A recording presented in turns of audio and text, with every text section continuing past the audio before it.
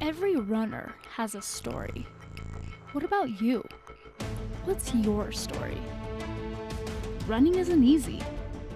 We've all overcome struggles to get to where we are. Maybe you're struggling now. What is it that stands in your way of reaching your full potential as a runner? And are you willing to do what it takes to get there? If you're not sure, listen to this story about how this runner overcame an obstacle that seemed absolutely impossible. And remember, if they can do it, you can do it too. What are your running goals? Do you need help recovering from a running injury? Do you need help developing a training plan? Maybe you've never ran before and you just want to get started. Let us help you reach that big goal of yours. Here at Body Smart, we help runners maximize their performance and stay on the road. To learn more, ask questions, or to set up your first free appointment, go to bodysmartutah.com or call us at 801-479-4471.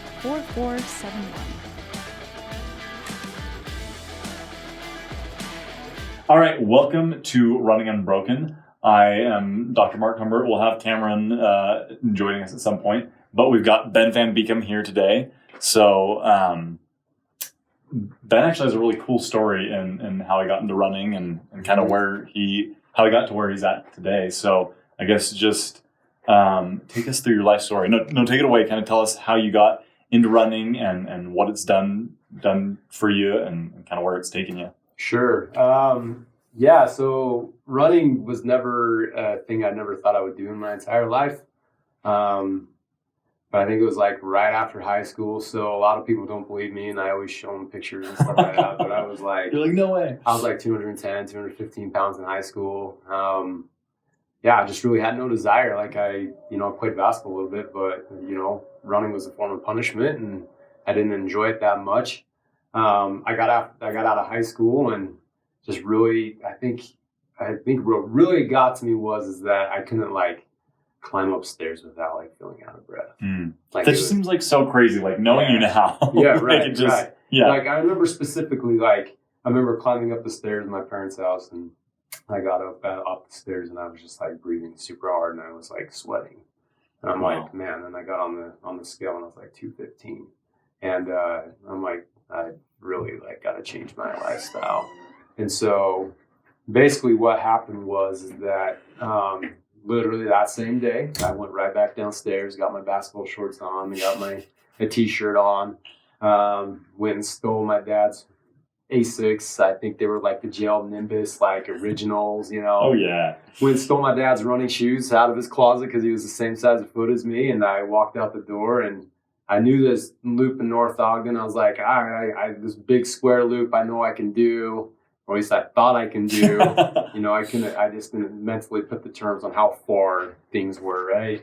And so I got about halfway done with this run and I was like gassed and walking and about to vomit. And I remember like laying on the side of the road and my mom's friend saw me and I like waved her down and she's like, what are you doing? And I was like, I have no idea, but I need a ride home because I'm like dying right now. So she gave me a ride home and that was it, man. That's what started. It was probably one of the hardest things I've ever done in my life. And so I was embarrassed by the way I looked as well, though, unfortunately, too. I didn't want to be that guy out there running every day that was, I felt bigger and everything else. And now I look at it, I'm like, if I see a person like that, I'm like, dude, go kill it, man. Like, that's freaking awesome. So I would break into the high school track at Weaver High at night and I would hop a fence and I would go run.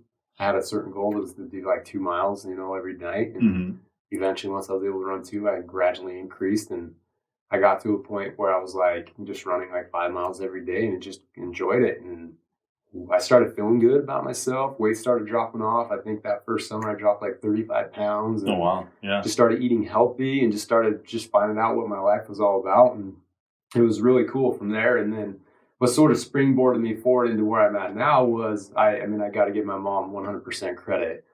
She was, I think, like 50 something, I think maybe around 50, 52 years old. And her and her friend signed up for the Ogden Marathon in 2006. Oh, wow. And I was running like maybe 6 to 8 miles for my longest run. Mhm. And she's like, if I'm doing it, you're doing it. And I was like in the middle of college and everything else. And I'm like, no, I'm not doing a marathon. And so anyway, she signed me up. She's like, oh, I signed you up. You can't bail out of it. Dang. And so I think going into that first marathon, literally I was running like 20 miles a week.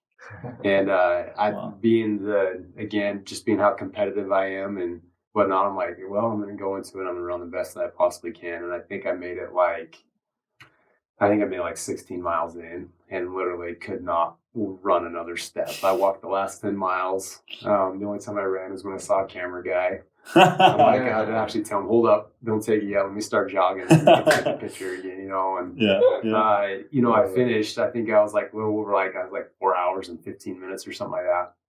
And I just remember I saw my wife at the finish line. I saw my dad. They were volunteering at the Ogden Marathon. And I started bawling my eyes out. And they're like, are you like, is it that awesome, that emotional? I'm like, no, I can't feel my legs. They're so bad. Because they were so full of lactic acid and seized up. And I'm like, this was one of the hardest things I've ever done in my entire life. And I don't think I could walk literally for like 2 weeks after that.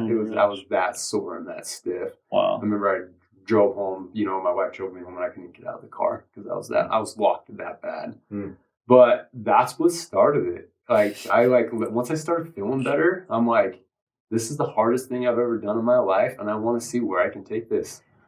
So what do you think made the difference? So a lot of people will go and do something like that and be like, never again. Absolutely. That was miserable. I never want to ever do that again. Why do people do this? Right. What made the difference where you were like, that's it. Next time I'm going to kick this thing's butt instead of having it kick my butt. What do you think made the difference in your mentality? I think for me, and I hate to say this, but everything usually has come super easy for me growing up. Like if I try something, I can do it. Like, you know what I mean? Like it's always come easy. Running was a sport that did not come easy. And it really frustrated me why it wasn't coming easy, right? Like, why can't I go run as fast as that guy? Like, I know that guy, like I should be able to run with him, and that really frustrated me. And then just talking to, some people, they're like, hey, you got to respect the distance and respect the sport. And so I wanted to find out what I could do with my body and how far I could push it. It was the biggest thing for me. And so the next marathon I did was the Park City Marathon that year, which is a harder race elevation wise. Like you're up in Park City. I don't know what it is, 7,000 feet up there, something like that. Yeah. I put in a little bit more effort into it, more than the first one. Yeah. And then I was able to run like 3 hours and 45 minutes on a harder course. Yeah. So I cut like 30 something minutes off my time. Yeah, that's great. And I was like, and then I started seeing results. I'm like, oh, hey, the work I'm putting in is benefiting, and then I signed up for the Top of Utah Marathon like 4 or 5 weeks later. Oh, wow. And because I got hooked, right? Yeah. I'm like, and then I ran the Top of Utah Marathon that same year in 3 hours and 33 minutes. And so I saw another improvement. Yeah. But and then that's where I'm like, all right, I can do this. You know what I mean? And so I started putting in reading. I was a nerd. I mean, just reading every magazine I possibly could, training wise that I possibly could. If I do this, let's see how this will benefit. And I was doing this all on my own, right? Like my mom did her one and done marathon and she was great and I was happy for her and she was quit. But I'm like, dude, I don't know, something about it just like I craved it, right? Like it was just something that was just different. It was for me, it was more, hey, the work that I'm putting in is what I'm getting myself. It's not like, I grew up playing basketball and it's like, cool, you just scored 30 points in a game and you guys still lost. Like, you could have your best game of your life and you're still losing as a team. Yeah, you're growing as a team, but you're still losing. And so, anyways, I remember during the winter months, I'm like, this is what I'm going to do. I'm going to train. I'm going to do this and that. And I'm going to try the best that I possibly can. And I went and did the Salt Lake Marathon that spring and I ran like a 3:08. Like I cut more time off my fourth marathon, and I'm like, this is working. And so what really got me to the point, I think where running got a little bit harder is I remember I ran by the end of that 2007 year, I finally broke 3 hours. I was like 2:58, but I couldn't get any faster. So within 2 years of running, I cut my time from 4:15 down to 2:58. but I was peaked. Like I couldn't get any faster, and I didn't know why. And then that's where I prayers were answered, whatever you want to call it. I was when I used to work at a local running shop in Layton Striders.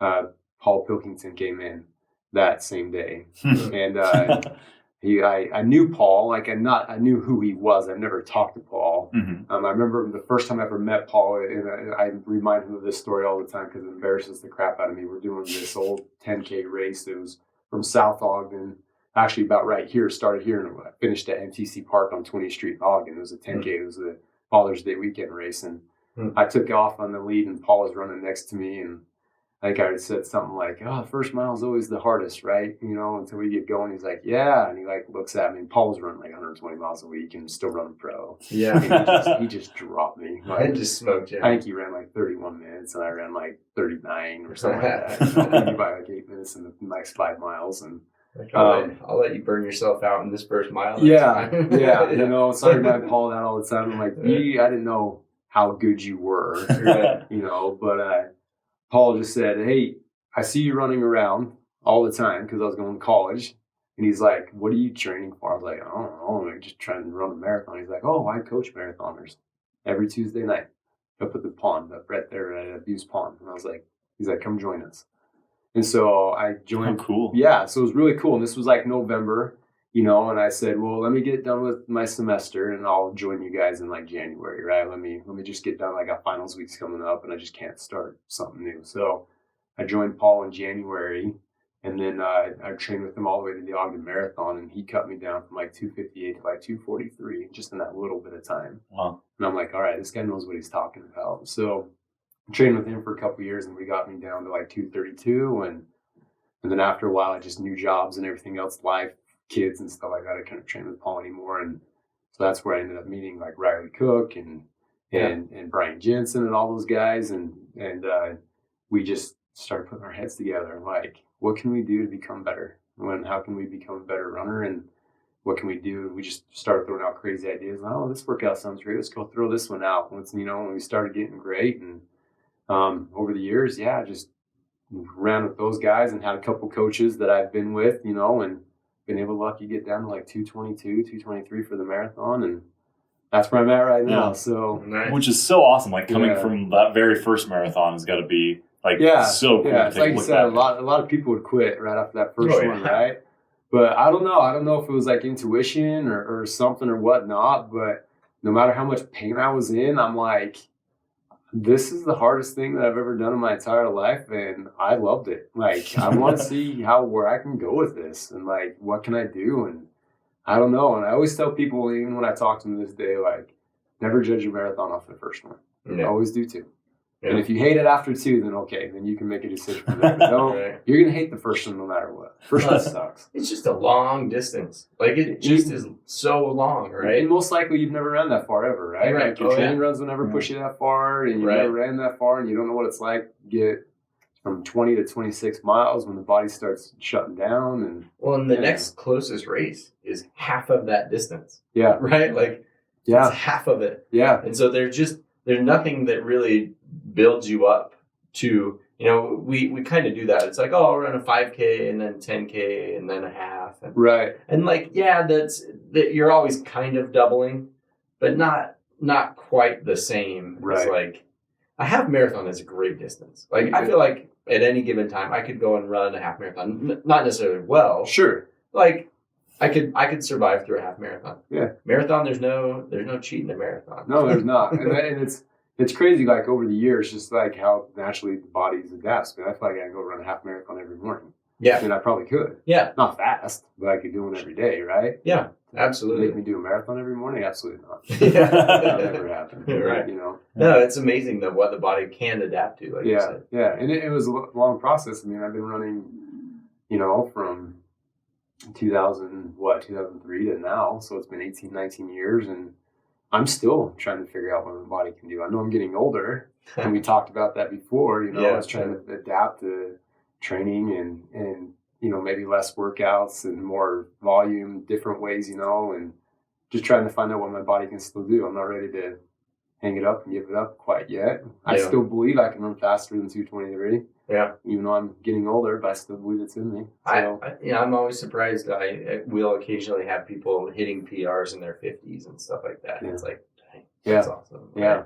Because sometimes you wind up having more freedom of time or things like that. Like as your kids get older and you're not in that like, rat race of games and practices and things like that, right? It's true. All of a sudden it's like, I have a little bit more time to like train and dedicate time to it. So you never know. Yeah.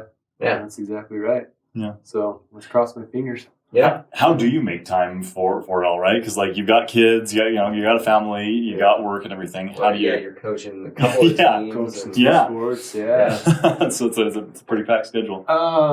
Your early mornings. That's always been my thing. Is 5 a.m. wake up times, right?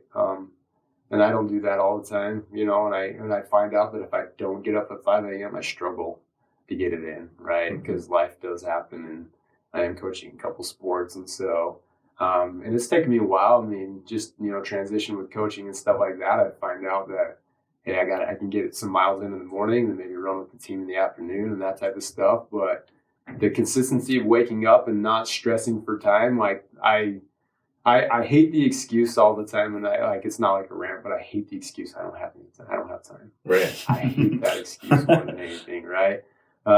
You have time. It's what you make time for. Right. For me, I know if I have to get a workout in, I know how long it's going to take me. I got to wake up early and get it done. Right. You always have time. Go to bed early the night before. Get up early and get it done. Right. Well, and if we look at your Netflix history, would it tell us that you don't have time? Right. Exactly right. Exactly right. Like, yeah. Hey, you're up till midnight. Why don't you, got a treadmill? Maybe get up on a treadmill and watch Netflix, or put a headlamp on and go run at 10 o'clock at night. Yeah. I mean, during winter months, I coached basketball, and literally a lot of my runs were at 9 o'clock at night in the dead middle of winter, and it sucked. But you know what? There was no excuse. I'm like, I'm gonna be awake till 11 o'clock at night. My kids are in bed, and my wife's like relaxing, like I'm going to run. You know what I mean? And so, that's for me. That's where I find time in the morning, and I get it done, and I just dedicate myself. And it's not easy, and because 99% of the time I'm doing it by myself.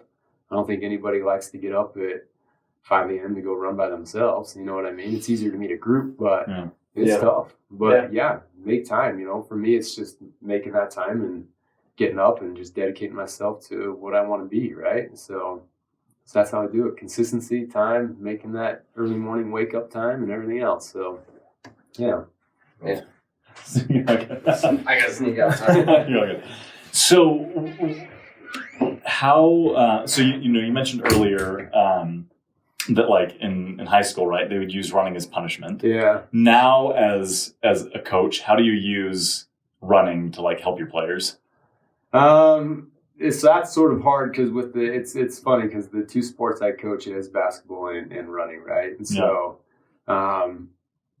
kids don't like running. The basketball kids don't like running, and some of them do track and stuff. So I shouldn't say all of them, but some of them don't. And it's hard because the way you do, the way you punish kids is you make them run, right? And it's hard, and so naturally you're ingraining into their head like, if I miss a lip, I got to run, right? It's a punishment. So you're trying to make them focus on the little things on the court so they don't have to run in a sense, right? Yeah. Where the track and cross country kids, it's like, you got to go run. Yeah. And you got to enjoy it. Yeah. And that it's sort of that fine line, right? Because I think runners, they're a different type of tough.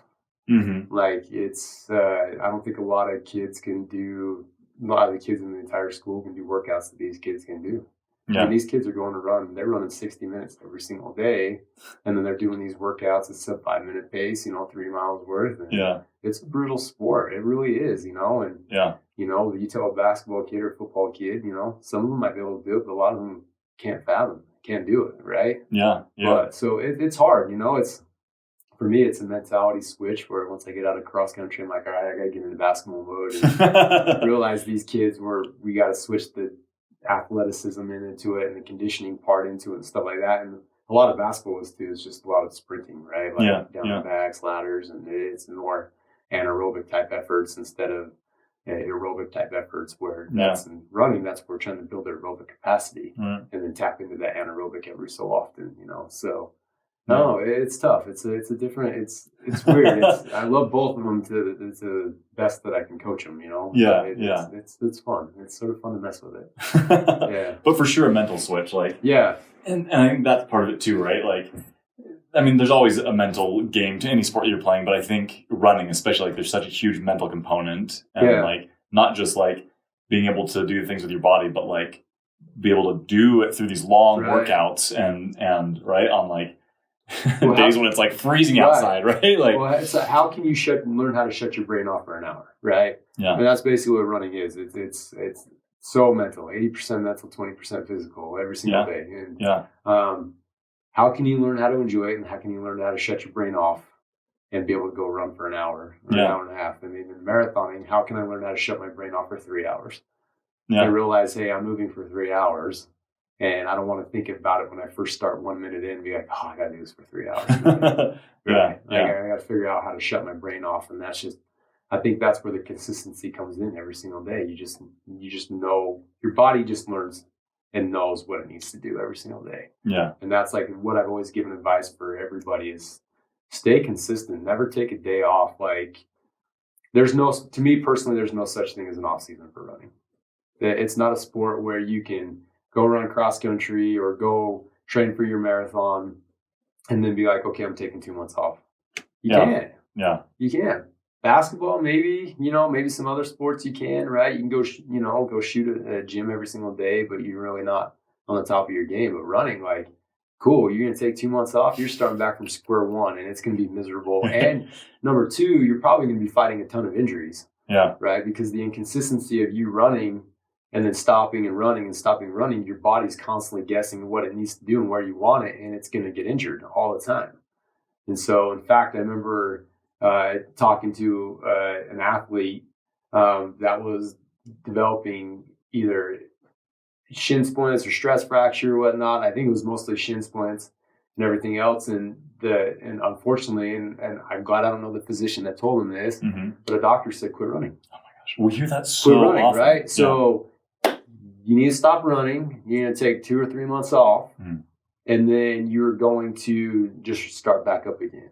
Okay, cool. Now you're going to get another injury because you haven't been running, and then you're going to try to ramp it back up to where you were, and you're going to get injured again. And so that's always been hard for me to see kids do that type of stuff. And so just being a coach and everything else, trying to adapt to these kids. Hey, you're running 12 months around. We might be doing more aerobic stuff and easy stuff during the off season, but you're still running every single day. Yeah. And then, you might not be doing speed work for a while, but you're still getting out every single day and you're still running 60 minutes every single day. And that's just, I think, where you'll see that growth and you'll see your body get stronger, and that's where your passion for the sport will become a lot more, because you're going to appreciate it more. Yeah. Yeah. So, it sounds like that was a huge component for you, right? What can my body do? Yeah, absolutely. And like I said, I'm still hoping I can figure out what my body can still do, right? It might be old man goals eventually. I'm not too old, but I'm getting up there. You got plenty of youth in you still. I'm feeling it, a little bit. And I can feel the 18 years of pounding.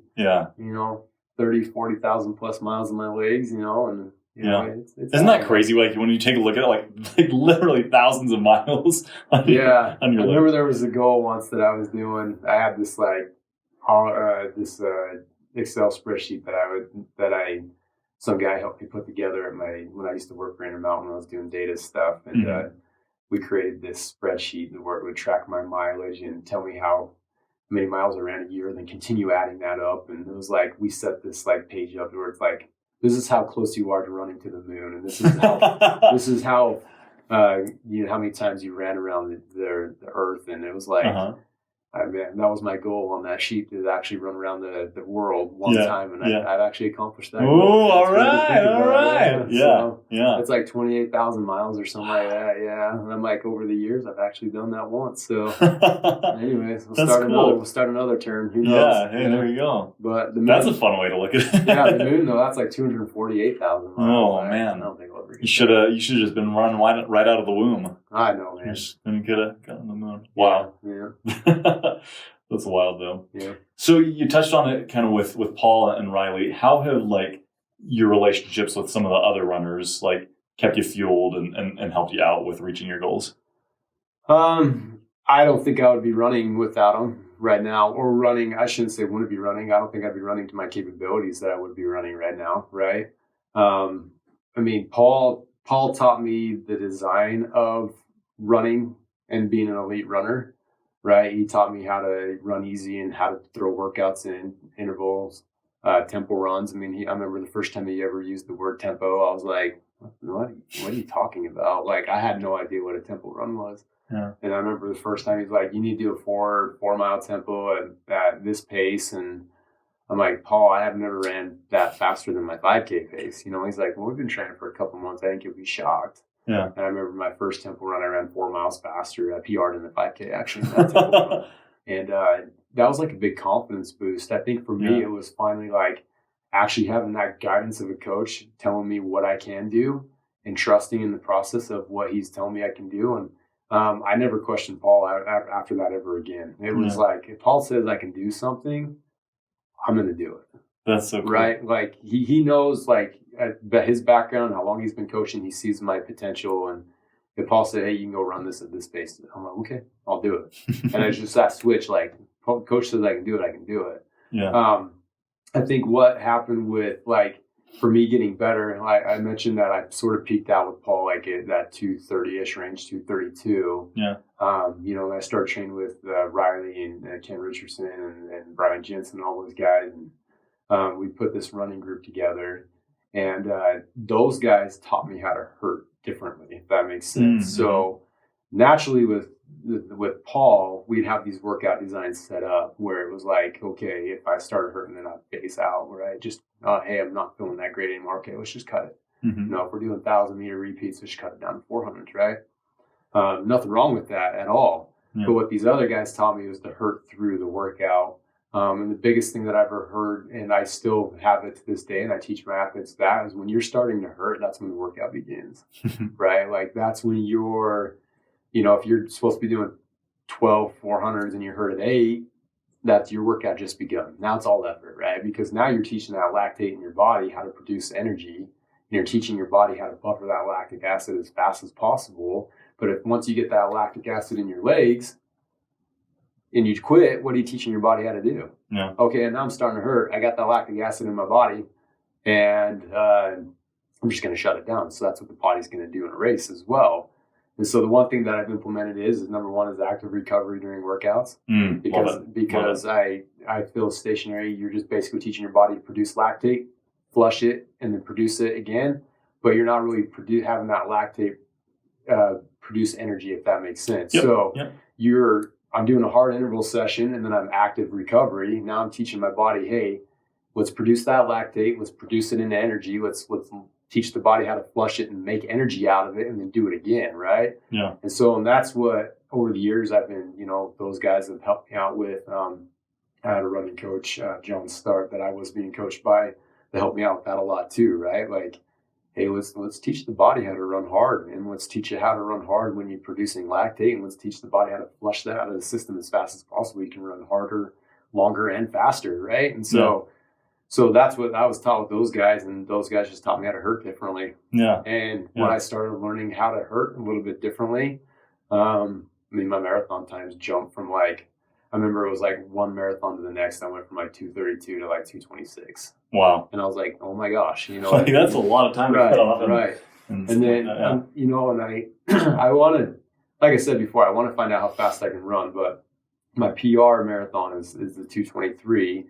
But I also ran that 3 weeks after I ran the Huntsville Marathon. I ran Huntsville Marathon in 226, and then 3 weeks later I went and ran a 223 in St. George. Gosh. So I really didn't do any good to my body doing that. Yeah. But so I always wonder if I would have done Huntsville, what I would have ran. Been. Yeah. Yeah, because I'm, you're still right. 3 weeks later. Well, and it's just such a different environment, like Huntsville down to St. George. It's just yeah. So anyways, it's. Hopefully I can figure it out. Yeah. No, I like what you said about learning how to hurt differently, because that when you're starting to feel that fatigue and your muscles are burning, your brain's telling you like, I just want to be done. That is a really difficult time. Like that's when that mental game takes over, right? Right. Like, I'm going to keep, like my body can keep going. Like I can do this. Like I've just got to teach it. And I think a lot of athletes too, and I'm not going to say all ever, because I think a lot of athletes, at least for myself, what made me quit is because I wasn't hitting pace anymore, right? I'm supposed to hit this pace, but I'm not hitting that anymore. And so if I'm not hitting pace, why am I doing the workout, right? No, that's fine, because now effort comes in, right? Yeah. And so now I'm not hitting pace. That's cool. That's fine. Now what can you give your body even though you're hurting, right? I remember I was doing this workout. It was a terrible workout. I was getting ready for a half marathon, and it was 15 by 800. Needed repeats, but we had 800 off, right? And the 800 off, we were supposed to be like 5:20 pace for the 800, and then we were supposed to be 6-minute pace for the off, right? So we were supposed to fluctuate. It was like half marathon workout, 30 reps, which I don't know how many miles that is, 800, whatever. Yeah. But someone else can do that now. Yeah, someone do that. But anyways, the average pace was supposed to work out to like 540 pace, right? Yeah. But I remember we got I was like 20 reps in. And I'm like, I still got 10 more. All right, we got this. You know what I mean? We can still do it. And then I think I remember at like the 24th rep, I'm like, oh my gosh, something just happened where this is hurting so bad. And I don't think I could get on the recovery portion. I was supposed to be a 6-minute pace. I think I was like 7-minute pace, 7:20 pace. The fast portion, I was supposed to be like 5:20. I could barely hit 6-minute pace. Yeah. But I gutted it out, and it was the hardest thing I've ever done in my life. But again, that's where I hurt differently, right? Like I was pushing as hard as my body would let me go.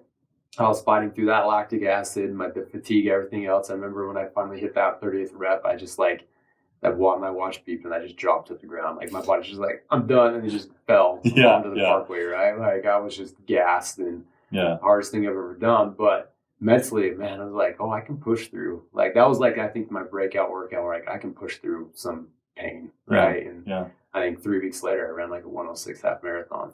So it was that was I've never broken 108 before. Yeah. I've never even hit in 107. I was like a high 108. Yeah. And all of a sudden, I just ran like a 106. It's like skip the 107, go down to 106. I don't need that number. Yeah, right. Yeah, so it was just crazy to me. Wow. But again, so that's that's my motto going into everything. Just hurt differently. Don't give up. Once you're hurting, who cares? Yeah. Just you got to finish the workout. Anyways. Well, and I think just one of the things that we always talk about with people is learn to know your body, right? Learn what works, what doesn't work, learn how to feel things. And it sounds like that's just been at all these different junctures, that's been so effective for you to have these kind of little breakthroughs or epiphanies or just things like that to just take you to the next level. And I think one of the hardest things too, especially for younger athletes or even people that are, runners that are getting into the racing and everything else and training and stuff, is how to differ from hurting and an injury, right? I think that took me years to get, but how do you differ from that, right? How can you when I'm hurting, hey, I'm hurting, I'm going to get injured. No, you're not. This, I think that was for me is that same point. If I keep doing this, I'm going to get injured. You're not. Injuries are differently, and how to run through that pain and how to actually recognize an injury. I think that took me years to find that balance. So. Yeah. And it is a difficult balance to find, right? Because in the beginning, your body's like, oh, this is painful, this hurts. I just need to stop, right? And there's finding that nuance between the two, and being able to train in such a way that you're just less likely to get injuries, but you can still experience that pain pushing through is for sure a challenge. But that's always been my goal too, is just try to help younger kids recognize that, and also even people that I've come across with just in running and stuff is oh, I'm hurting. Okay, cool. Still run. You're fine. I promise you, you're fine. Trust the work you put in. You're not injured. Yeah. Usually, for me, when I recognize an injury, usually an injury puts me straight up. When I get injured, I can't move. I can't run, right? I can't even go anymore. Yeah. So pain, you can still run through pain, right? Yeah. So I don't know. It's a good fine line. It is, but going back to what you said earlier about so often, and even with injuries, right? It's just stop running, don't do it anymore, right? take the rest off, and then people wonder why they start up again, and then, injury, and I'm in pain again. And then they get themselves into this nasty cycle, right? Where it's, I stop running, and then I run, and I pain, stop running, pain. And it's just like so frustrating to see people get in that cycle and get, frankly, like bad advice from people who for sure intend well, right? Oh, absolutely. Like, but it's so funny. Like I've heard that so many times. People come here and they're like, yeah, they told me not to run, and I just never went back. Right. No, and I wish I would have known it when I first started running, because when you start running, you're gonna get some injuries and stuff. It's the body's adaptation to something different that it's never done before. And especially when I was heavier when I first started running, so I was putting a lot of load and a lot of stress on my body that my body probably couldn't handle. I was like, what are we doing here? Yeah, right. And so, did you sit on the couch again? And, IT band syndrome, shin splints, plantar fasciitis. I got to the point where I actually had to get knee surgery on my IT band because it tightened up so bad. SI joint issue. You name it, right? Like I've had almost every injury, but every single time with some of those earlier injuries, it's like quit running. I dealt with IT band syndrome for 3 years, right? Because every single time I got injured, quit running. Yeah. Well, and if somebody had told me, hey, if you would have gone to physical therapy and got your hips worked out and tested, I think when I had my surgery, this is pretty bad to say, but and I haven't been in school for a while, so tell me if I'm right. Hips open up to 45-degree angles, right? So externally rotating. So like when you're, so it's different for different people, right? Like between women are just naturally a little bit more internally rotated versus guys. But like there should be quite a bit of movement in or out. One of the things to look at, because there are those individual differences, is kind of like the whole between, you should have a certain amount between internal and external rotation. They're going to be a little bit more biased. But we should have a fair amount of that. But I remember when I went in after I had surgery, and the physical therapist was like, dude, your hips are rotating like 18 degrees. Wow. Like I was locked. Yeah. And he goes, if you would have came to me, you wouldn't have IT band surgery. And that was the first thing he said to me. And I said, really? He goes, did you try physical therapy? I said, no one ever told me to. Yeah. I got cortisone freaking injection into my knee and said, hey, let's just get the inflammation out. Let's do this. You know what I mean? It was the craziest thing. He's like, if you would have came here, he's like, I can guarantee you we just opened those hips back up more than they should to, and you would have been fine. Yeah. And so that really stressed me out, because now if I get hurt, I'm like, I got to go back to the little things that make me a runner and make my body feel healthy, right? I had SI joint issue where I couldn't even lift my leg after a run. This was 3 years ago, right? I'm like, I couldn't even put my pant leg on because it was internally rotated. My toe was pigeon-toed. I just was in so much pain, lower back pain. Yikes. I did some physical therapy on it, and I slowly started seeing the foot go back out a little bit, and then my pain slowly, gradually went away. And I'm like, all these exercises that I'm doing from physical therapy help the injury out. And, years ago, I would have been like, I've done nothing, probably sat out for 2 or 3 months and tried to run again. And I'd have been back to square one probably like a week later. Yeah. So the little exercises, the little things, the physical therapy, I do that stuff daily, every single day, 10 to 15 minutes every night before I go to bed. Love it. That's what keeps me healthy and keeps me running every single day. So. Yeah. No, that is an unfortunate thing. It's because you can go looking on the internet and there's so many different sources of information, and you should do this and you should do this and you shouldn't do that. And it can be really difficult to sift through it all. And then we get, things that, so many things that put a Band-Aid on the issue. Right. Versus let's educate our bodies, let's give them workouts, let's exercise them in such a way that they're healthy, they can adapt. And it's I think for you, right? You learn that lesson, you're like, that makes sense. It's very intuitive that would work, but it's so not ingrained in many of the sport communities of we've got to do this so that we stay healthy, right? And a lot of times injuries are where you're injured. It's not actually what's causing that injury too, right? That blew my mind when I was told, hey, it's not your IT band's hurting down on your knee, but this is why. But most likely it's not your knee that's hurt. It's most likely your hips, right? And blew my mind, trigger effect. And it's just I was just uneducated, right? Yeah. And so for sure. And I think that's actually one reason why I switched my degree 3 times. I was going into nursing, I was going to respiratory therapy. Yeah. And then literally after that last injury, I switched my degree to athletic therapy, because I'm like, this is my lifestyle. This is for me too. But also, Yeah. I want to, I want to educate kids For sure. as well.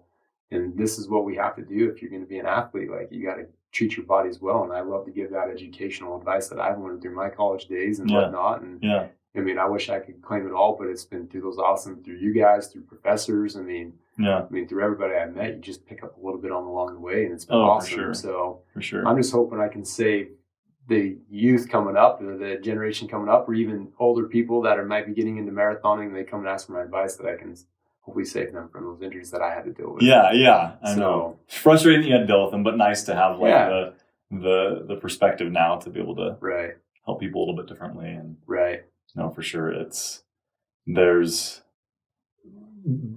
I know that I definitely run this. Do you ever have the thing where it's like, oh, if I know this now, everyone must know this, right? Like, I think that's like a fallacy that we fall into. And so, but then you find like, oh, people just don't know, or like they've gotten this like really terrible information or frustrating information, and like to be able to like help change people's perspective and give them a different plan. It's really nice, right? Like, Well, I love, and I hate to say this though, but I also love when people. This has come out bad. I love when people get injured though, right?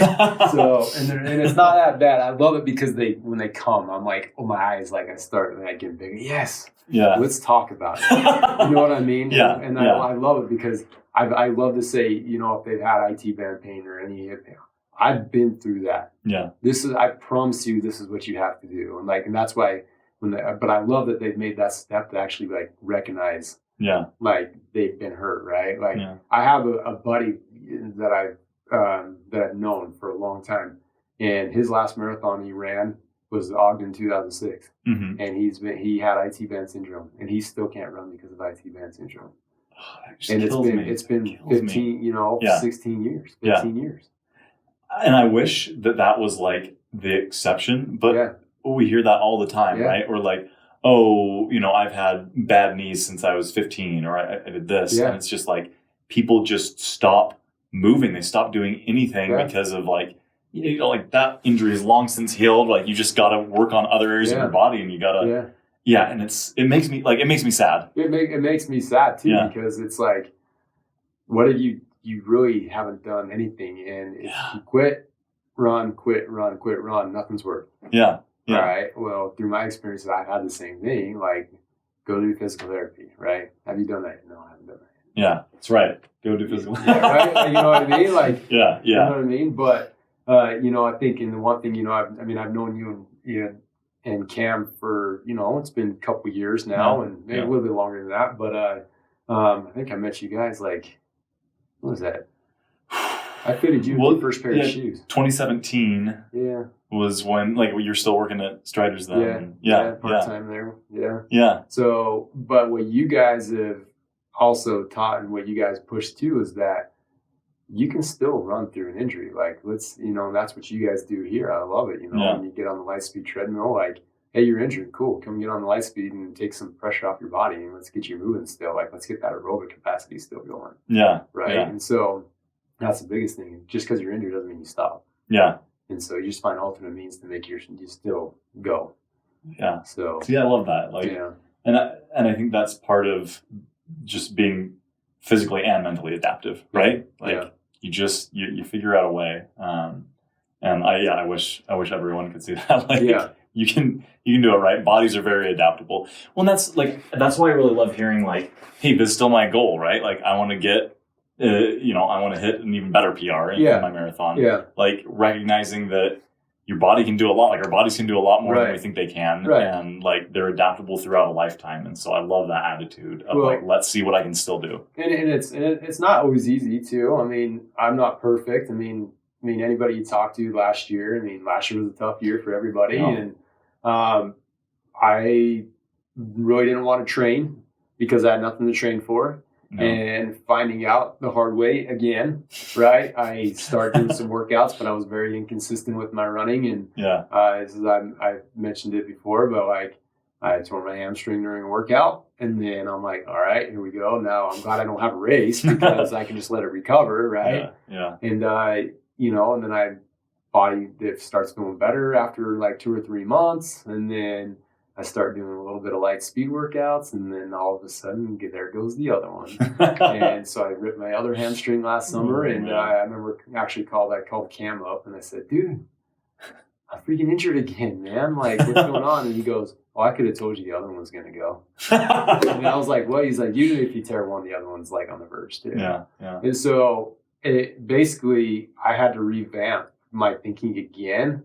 It's like, okay, I'm getting older, but also go back to what made you to where you are, right? Yeah. And that it goes back to that 80-20 type stuff where it's like, you run easy when it's supposed to be easy and run hard when it's supposed to be hard. Yeah. And I've been able to slowly get back into it where it's like, I mean, last year I was done marathoning. Like, I mean, anybody you talk to, are you going to race again? No, I'm done. Like, I'm just going to run just for the joy of it. Like, I'm done. Yeah. Right. But all of a sudden it's like that competitive stuff kicking in the body. Like you start feeling good. You start feeling like a runner again. Yeah. That 30 miles a week slowly ramped up to 40 miles a week to 50. And then this has been a process for 10 months. And now I'm finally back up to 70 miles a week and almost pushing up to 80 again. Yeah. Awesome. And all of a sudden it's like, hey, I think I could do a marathon again. Yeah. Right. And I could probably do them pretty fast. Yeah. So am I going to do a marathon this year? I don't know. I haven't signed up for it, but I'm going to show up to it. Yeah. Right. But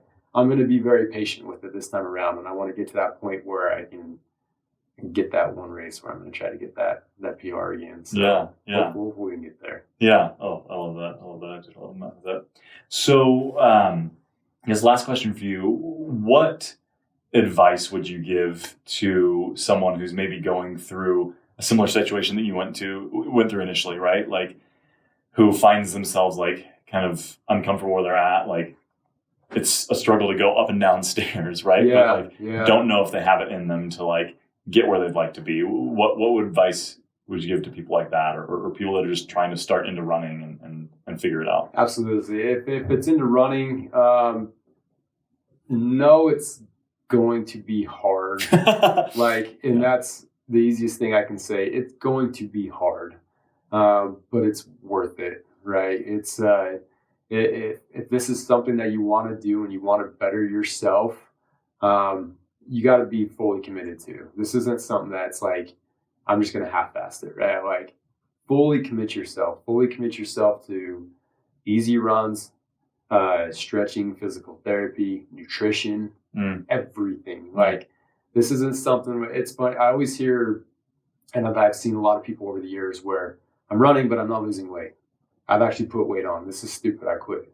Yeah. Okay, cool. So you just went and ran like 2 or 3 miles, but then what are you eating afterwards, right? Like, yeah, you've exercised, but you're still eating pretty crappy, right? And so, yeah, you're burning a little bit more calories, but now your body's gonna be more hungry, and then you're still eating pretty crappy. Yeah. And so that was the one thing that I learned, is that if I'm gonna do this, I got to be committed.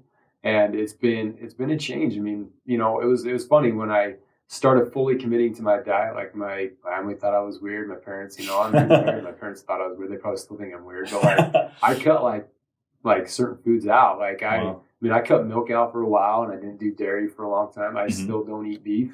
Like, I eat, chicken, fish, all that type of stuff. But I haven't had beef in like 8 years, 9 years. Like, you know what I mean? Like, I'm fully committed to and I recognized what made my body feel good, right? And I recognized certain foods made me feel really sick, and I didn't like this type of food, but that's really I invested into my own personal diet, and I hate to call it a diet because I feel that if you're running, you shouldn't be on a diet. Right. You gotta eat still, but you gotta find healthier foods to eat, right? And so stick with it too. Don't be consistent. I think that's one thing that's made me a great runner and been able for me to do this for 19 years, right? Is the consistency. Like, don't quit.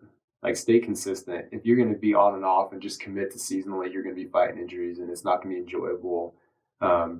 Get to the point where you enjoy running, where you can actually go out, forever long you want it to be, and you can actually go out and talk to somebody and have a conversation, and where it doesn't hurt. I think that was one of the hardest things this last year coming back, and it reminded me of it, why I enjoy running. Like, it sucked getting back into shape, and it still sucks. But I just see the progress where I'm at from even like a month ago. Yeah. Right. Like those little progresses that you see where you're like, oh, I can run up a trail now. But that same trail a month ago killed me and I had to hike a little bit. Now I can run up it. Or that same workout I did a month ago, now I'm going a little bit faster. Right. Like those little progresses are always what keep me going. And so, yeah, just stay consistent, invest 100% in your body and try to do the best that you possibly can. Like, don't go half-assed. Yeah. So half-assed it's not worth it, I promise. So those little, once you start doing it, whatever it is maybe speed or weight loss or whatever it is, you'll start seeing those results. And that's what makes you want to like come back for it the next day. Right.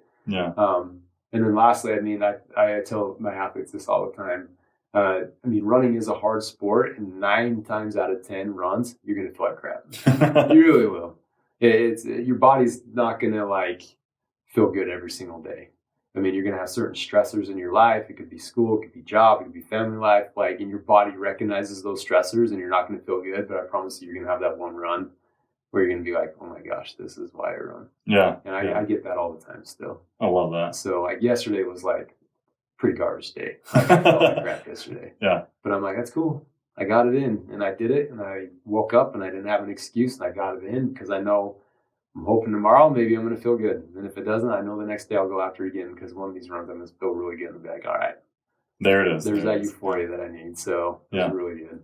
Oh, so anyways. Love it. Love it. Yeah. Well, thanks for sharing your story with us. Yeah.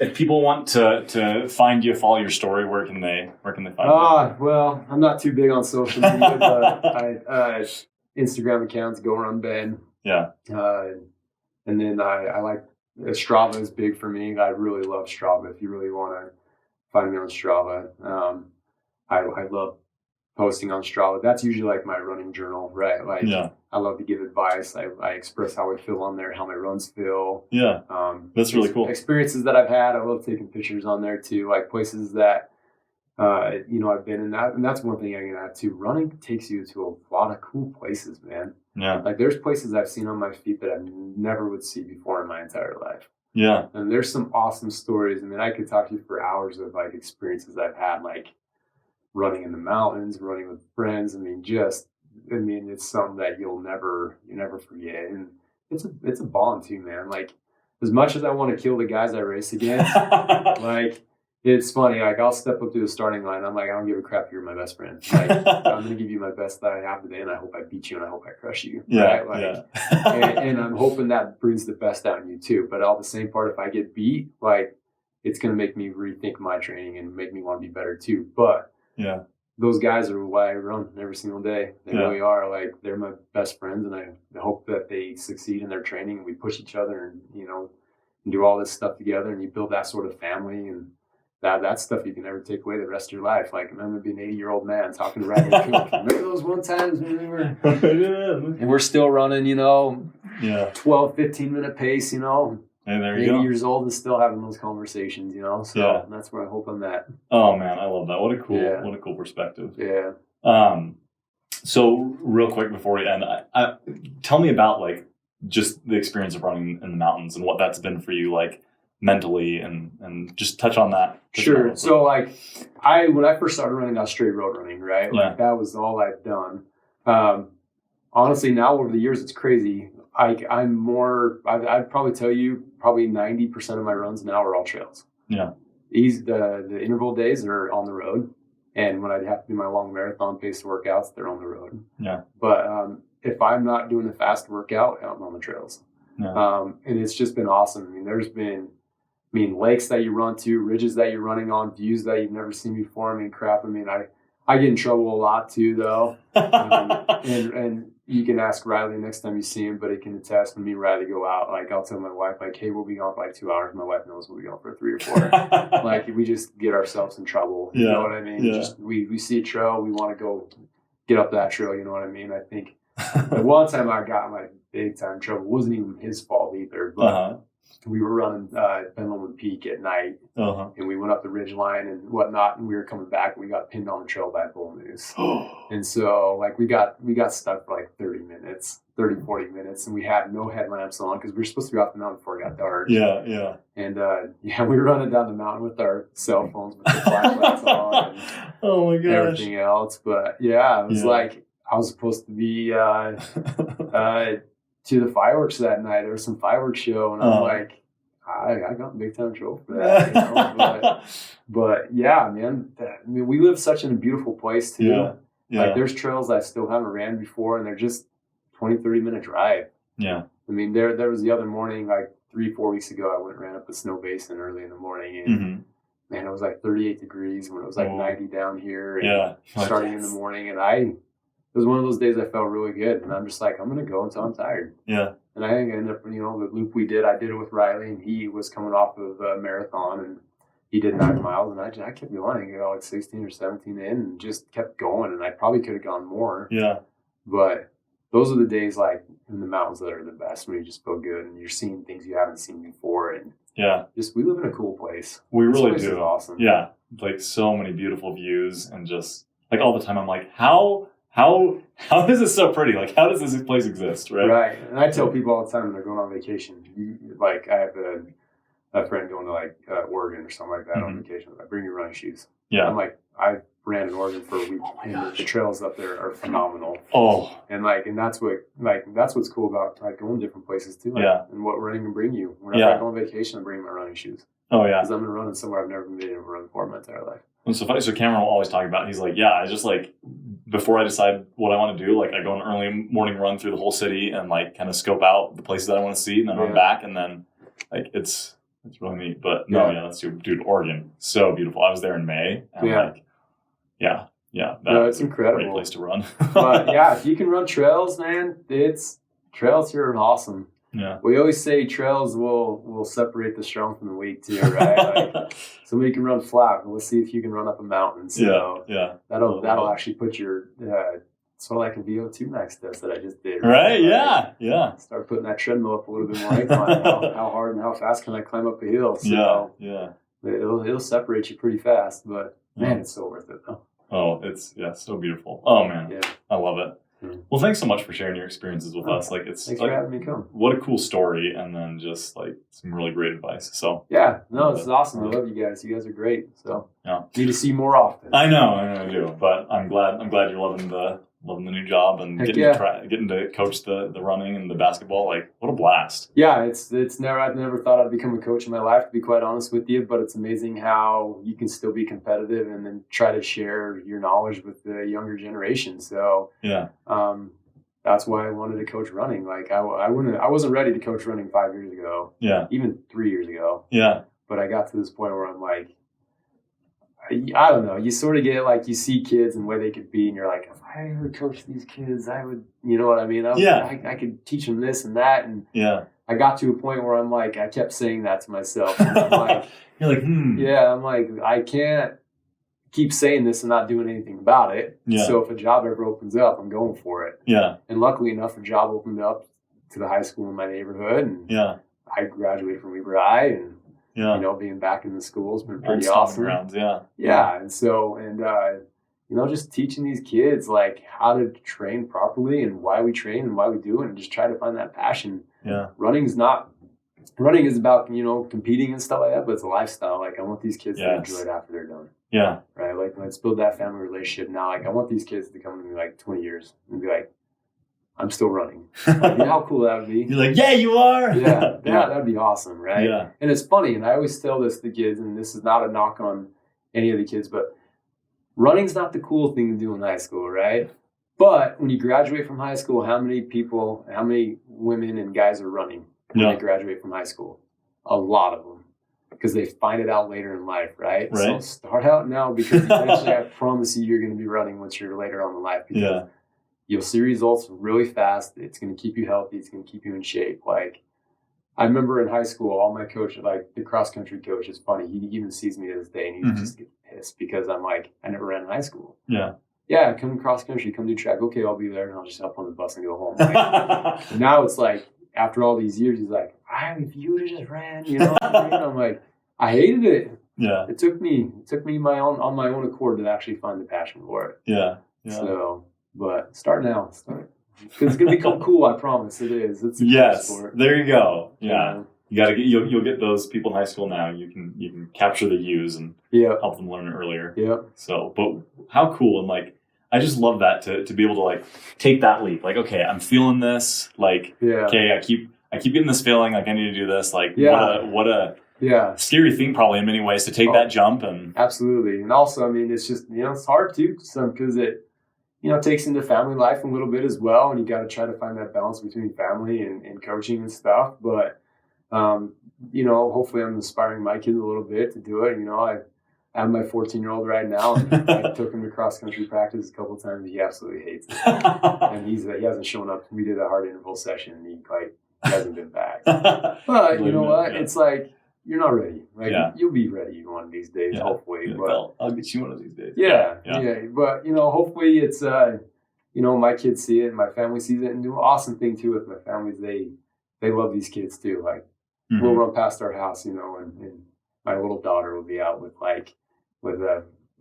popsicles and you know what I mean, that type of stuff. Stuff oh, that's so cute. Those kids love it too, and they, my family as well. And it really is. It's big community thing and big family thing, and I just love it, man. I'm happy. I'm glad I took that leap of faith to actually try to coach a team, and it's been fun. Oh man, I'm not going to stop anytime soon. So, I love it. Well, I love that perspective too, right? You're like, I can set that example, right? And eventually, like, people, they'll figure it out. Hopefully we can get that proper mindset, right? Like, that's been, I think, the biggest challenge with anything is transitioning this mindset from where you were to where you're now. And that's what I think one hard thing about building a program is that I want to get you to where I know you can be, but it's taken me a long time, and I'm trying to get you there in 3 years. It's taken me longer, but I'm trying to share this information, and hopefully you can grasp it by your senior year, right? Because if you do, you're going to be very phenomenal, and I promise you, and you're going to get your school paid for, and you're going to be running for a long, long time. And so, cool. But hopefully, that's what I tell them all the time. Just listen. Let's do it, man. I might not be perfect all the times, but I have the right intention, and I'm going to try to get you to where you need to be before you graduate. So that's awesome. I love hearing you talk about them and getting to coach. Like, just like lights up your face. I love it. So, especially if they listen. If they don't, you're like, come on, guys. Excuses, man. I'm not here to babysit. They'll laugh at that. I tell them that every single day. I'm not here to babysit. You chose to come. Right? Like, you chose to come. This is what your decision is. Don't make me babysit you. Right? You're here, so be here. And be involved, right? Like, oh, for sure. That's there's always participation is great. And I'm always going to tell everybody this. The number one runner to the 30th runner, whatever, you're just as important as anybody. I don't care how fast you are or how slow you are. You're just as important. As long as you're getting that proper mindset and you're here to push yourself every single day, like, I don't care how fast you run. I really don't. Like, because it's all about a mindset, and it's about a lifestyle change, because eventually you're going to want to be competitive and start, you want to win and stuff. And that, we have a team that can do that. But like, if I can get that 30th kid to love running and changes his life, like, heck yeah, man, that's what it's all about. You know what I mean? Like, I don't want any kid to hate running. And some kids will, but, hopefully I can get every single one of them to find that passion and joy. So, anyways. Awesome. I love it. Well, thanks for joining us, everyone. Thanks for joining us, Ben. Remember to like, follow, subscribe, all those good things, and we'll catch you on the next episode. Thanks for listening to Running Unbroken. Don't forget to follow us on Facebook and Instagram, and reach out if you or someone you know has a story to share.